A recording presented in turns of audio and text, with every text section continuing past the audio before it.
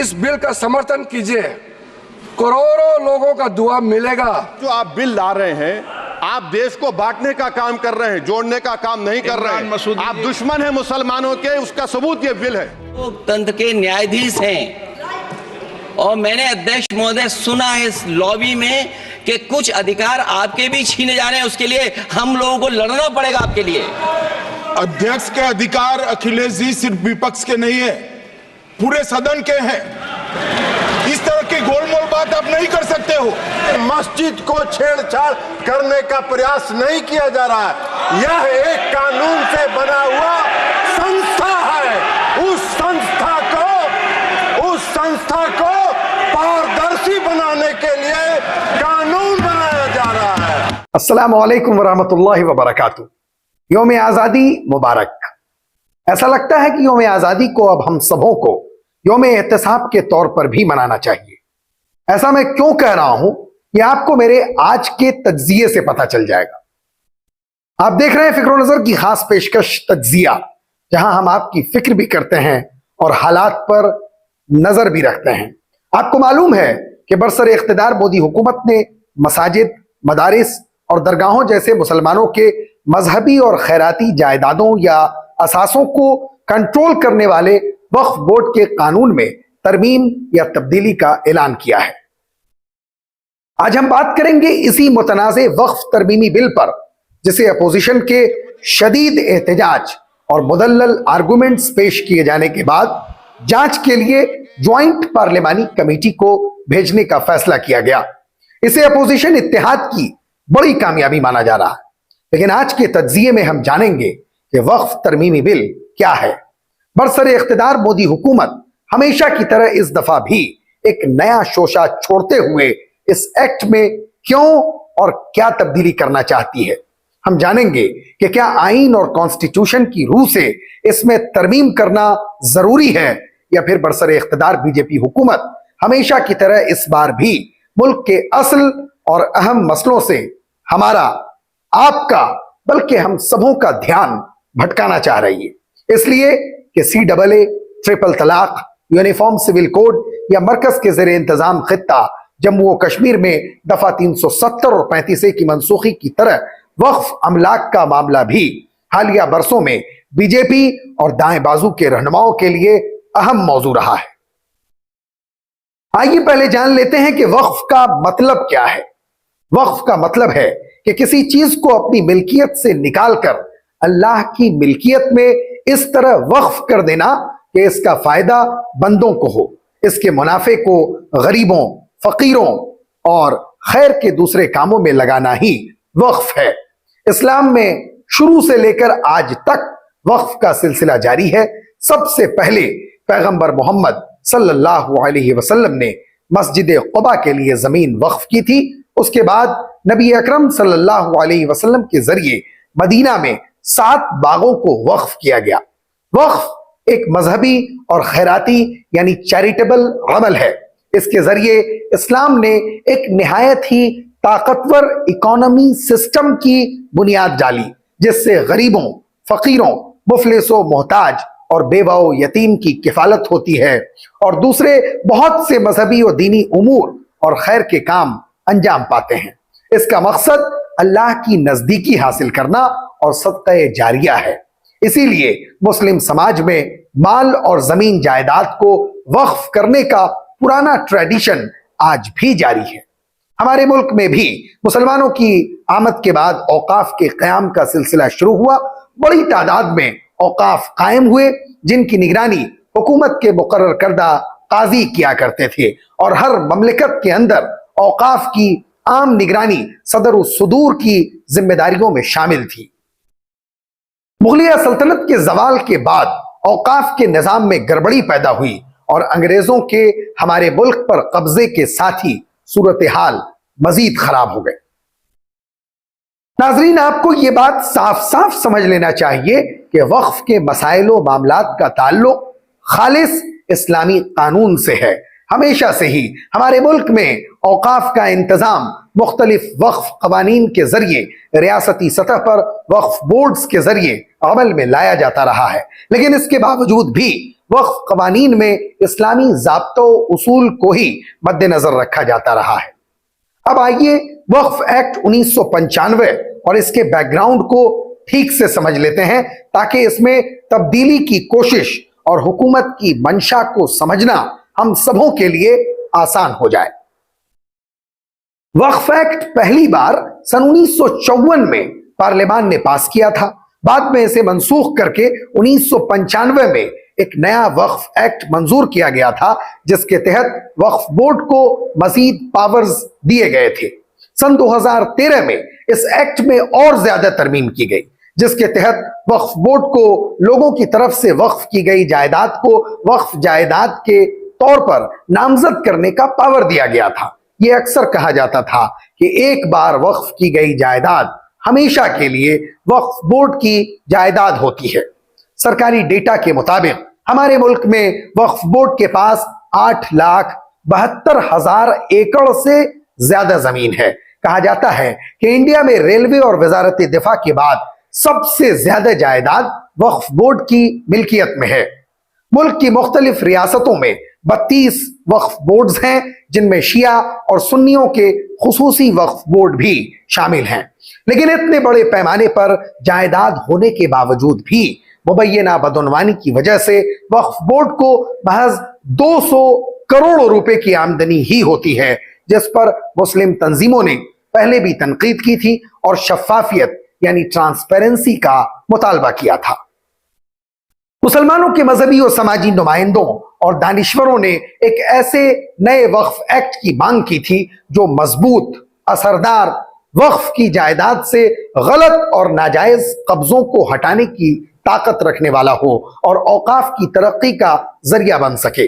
चुनांचे वक्फ तरमीमी act 2013 पास हुआ जो 1 नवंबर 2013 से नाफिजुल अमल है। वक्फ एक्ट 1995 से पहले भी वक्फे से वक्फ कवानीन लागू होते रहे हैं जिससे औकाफ के निजाम को मुअस्सिर बनाने में मदद मिलती रही है। आइए अब ये समझ लेते हैं कि हुकूमत ने इस कानून में बदलाव का जो बिल लोकसभा में पेश किया था वो क्या है। हुकूमत ने वक्फ तरमीमी बिल 2024 को लोकसभा में पेश किया, लेकिन अपोजिशन की जानिब से मजबूत दलाइल और आर्गुमेंट्स पेश किए जाने के बाद इसे ज्वाइंट पार्लियामेंट्री कमेटी के पास भेज दिया गया। इस बिल को अक़लियती उमूर के वजीर किरण रिजिजू ने पेश किया और इसे वक्फ के कामों में शफाफियत लाने और बदउनवानी को रोकने वाला बताया और कहा कि यह बिल वक्फ जायदाद को महफूज बनाने और तमाम मजहबी तबकात के मफादात को सिक्योरिटी फराहम करने वाला है, जबकि अपोजिशन पार्टीज ने इस बिल को मजहबी हुकूक पर हमला और फिरका वाराना मुनाफरत को हवा देने वाला बताया। नाजरीन, हमारे लिए जरूरी है कि वक्फ तरमीमी बिल के फायदे या नुकसान का तहकीकी यानी रिसर्च बेस्ड जायजा लिया जाए। नए बिल में वक्फ एक्ट का नाम बदलकर unified Waqf management empowerment efficiency and development कर दिया गया है। इसमें आगा खानी वक्फ और बोहरा वक्फ को भी शामिल किया गया। इस बिल में जुबानी वक्फ यानी ओरल वक्फ को खत्म कर दिया गया है। शरीयत इस्लामी में जुबानी वक्फ को मान्यता दी गई है। नए बिल के रूह से जुबानी वक्फ मान्य नहीं होगा। वक्फ एक्ट 1995 में जुबानी वक्फ को मोतबर माना गया है। वक्फ बोर्ड के पुराने कानून में तकरीबन 3 दर्जन तब्दीलियां प्रपोज की गई हैं जो वक्फ माहिरीन के मुताबिक मुसलमानों के हुकूक छीनने की मुनज़्ज़म प्लानिंग है।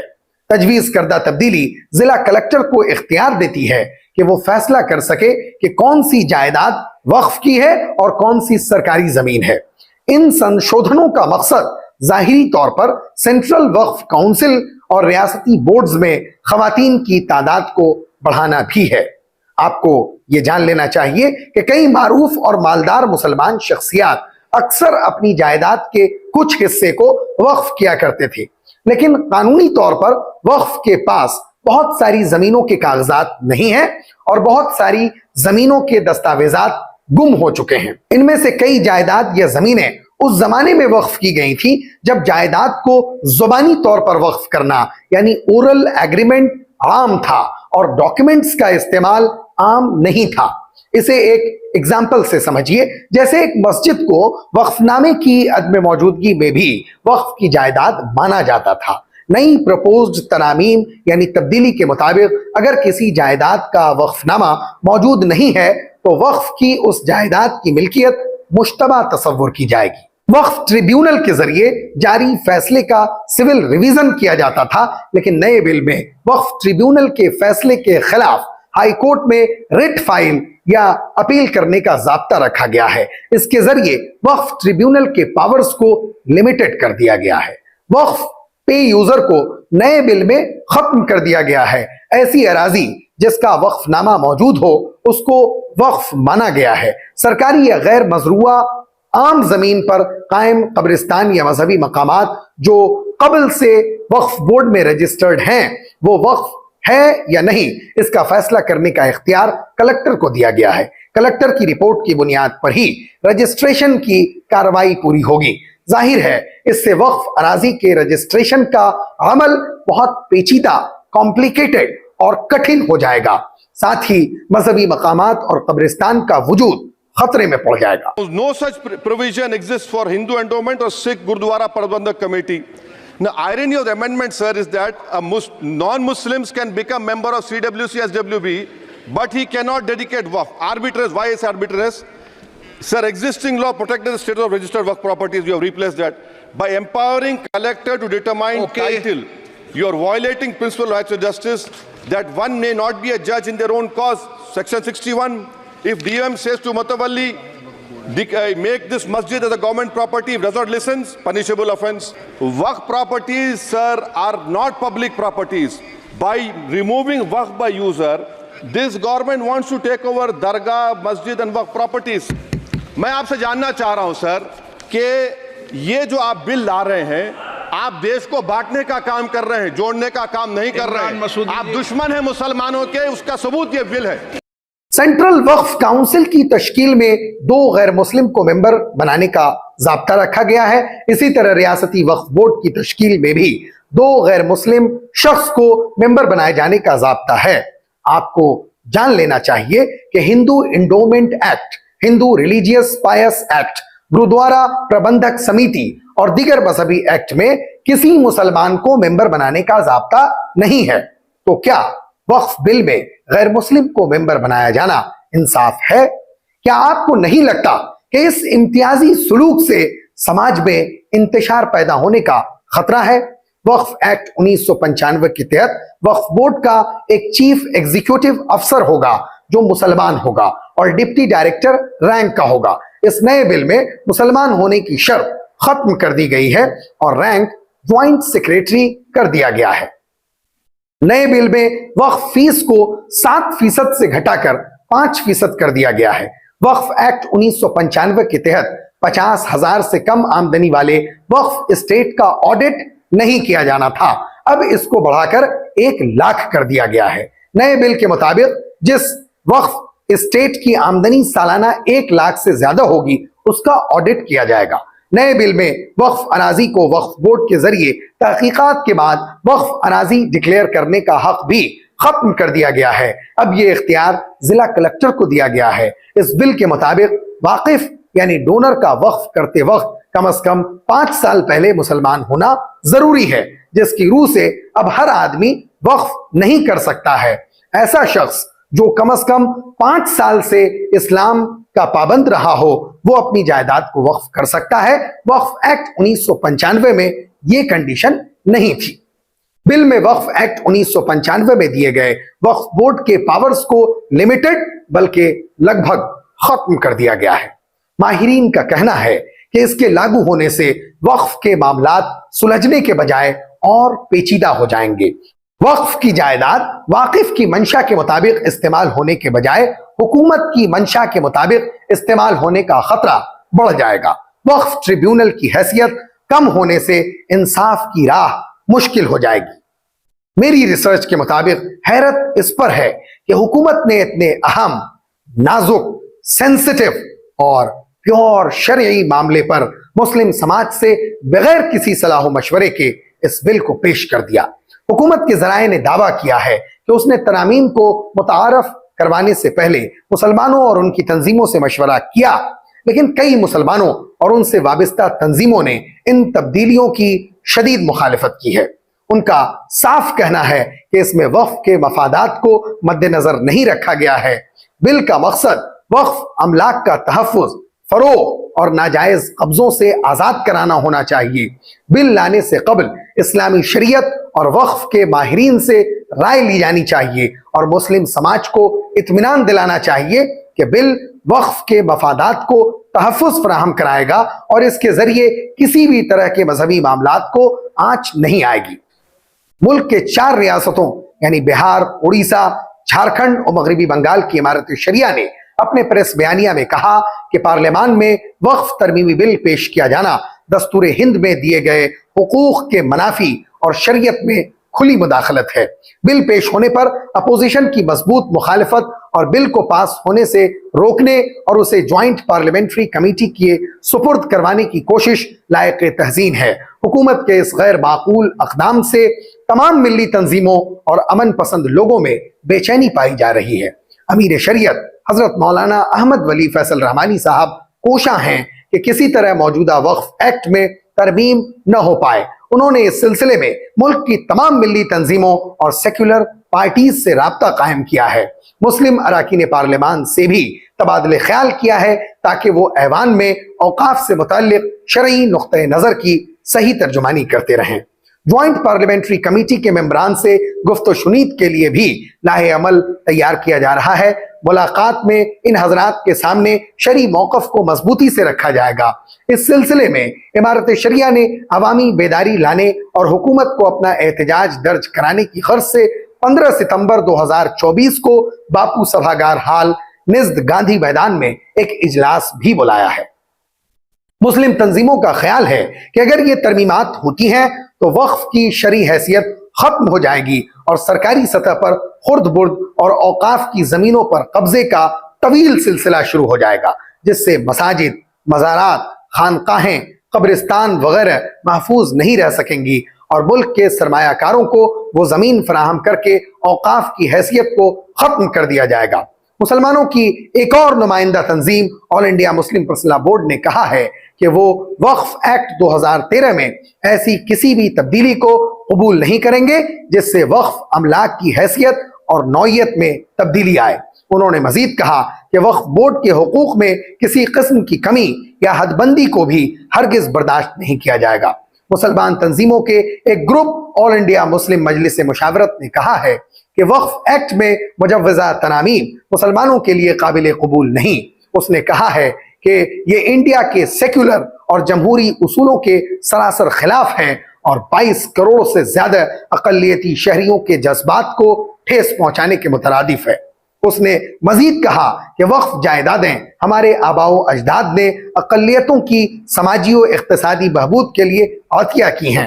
ان ترامیم کا مقصد کچھ مفاد پرست گروہوں اور افراد کو ان جائیدادوں پر قبضہ کرنے کی اجازت دینا ہے۔ اپوزیشن پارٹی کانگریس نے بھی اس بل کی مخالفت کرتے ہوئے اسے کمیٹی کو بھیجنے کا مطالبہ کیا۔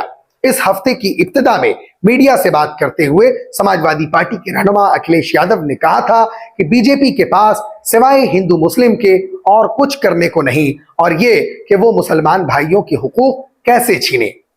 ناظرین، وقف ترمیمی ایکٹ پر میری ذاتی رائے یہ ہے کہ اس حقیقت کو بھی اگنور کرنا ناانصافی ہوگی کہ اوقاف کے مفادات کو سب سے زیادہ نقصان اپنوں سے پہنچا ہے۔ بدعنوانی اور عدم شفافیت کے بڑھتے معاملات ہماری کارکردگی پر سوالیہ نشان کھڑا کرتے ہیں۔ اس لیے ملک گیر پیمانے پر عوام میں بیداری لانا اور وقف کے تئیں جواب دہ ہونا بے حد ضروری ہے۔